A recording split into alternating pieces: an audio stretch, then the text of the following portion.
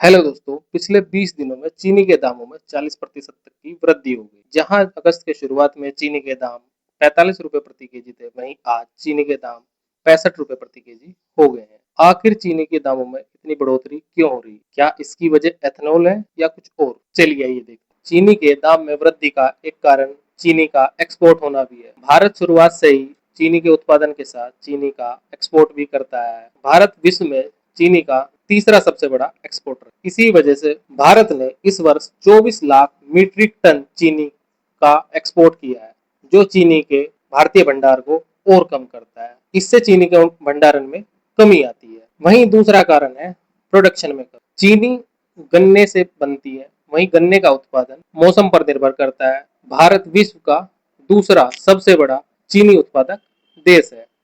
वहीं भारत में यूपी, महाराष्ट्र और कर्नाटक में चीनी का उत्पादन किया जाता है। भारत सरकार का चीनी का अनुमानित उत्पादन 342 लाख मीट्रिक टन था, जबकि चीनी का उत्पादन 308 लाख मीट्रिक टन हुआ। भारत सरकार ने पेट्रोल में 20% इथेनॉल मिलाने की अनुमति दी, क्योंकि भारत सरकार अपना फॉरेक्स रिजर्व बचाना चाहती है और अपने इम्पोर्ट बिल कम करना चाहती है और विदेशी निर्भरता भी कम करना चाहती है। इसलिए भारत सरकार ने पेट्रोल में 20% एथेनॉल मिलाने की अनुमति दी।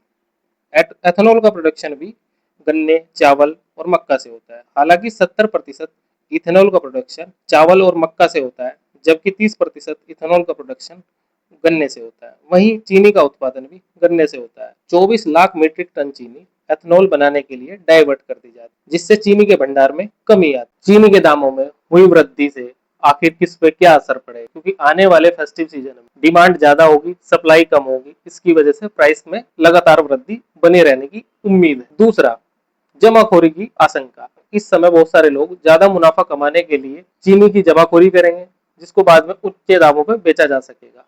इसकी आशंका भी इस समय बढ़ सकती है। तीसरा, सबसे ज्यादा जो मुसीबत होगी वो एक गरीब व्यक्ति को होगी, जो 45 रुपए प्रति केजी चीनी में 250 ग्राम चीनी खरीद के लाता था। अभी चीनी का दाम 70 रुपए केजी के आसपास है। वह बेचारा अपने त्योहार कैसे मनाएगा?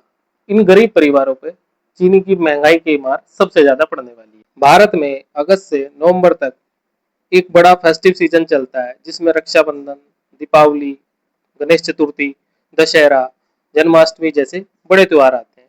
इन त्योहारों पे मिठाई की मांग ज्यादा बढ़ जाती है, जिस वजह से चीनी की मांग भी ज्यादा बढ़ जाती है।